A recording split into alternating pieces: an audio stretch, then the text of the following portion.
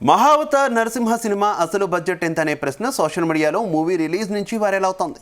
కొంతమంది 15 కోట్లని, మరికొంతమంది 10 కోట్లని చెబుతూ పోస్టులు పెట్టడం సోషల్ మీడియాలో కనిపిస్తుంది.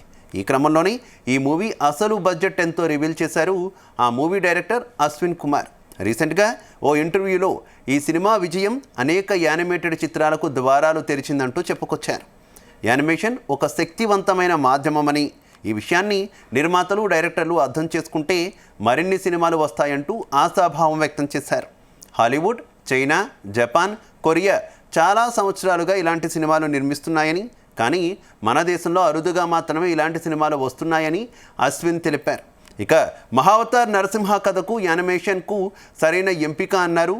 ఇక ఈ సినిమాకు కొందరు 15 కోట్ల బడ్జెట్తో నిర్మించారని చెప్పారని, కానీ అసలు బడ్జెట్ 40 కోట్ల రూపాయలని, ఇందులో మార్కెటింగ్ కూడా ఉంది అంటూ ఈ సినిమాపై బడ్జెట్పై ఎట్టకేలకు నోరు విప్పారు ఈ మూవీ డైరెక్టర్.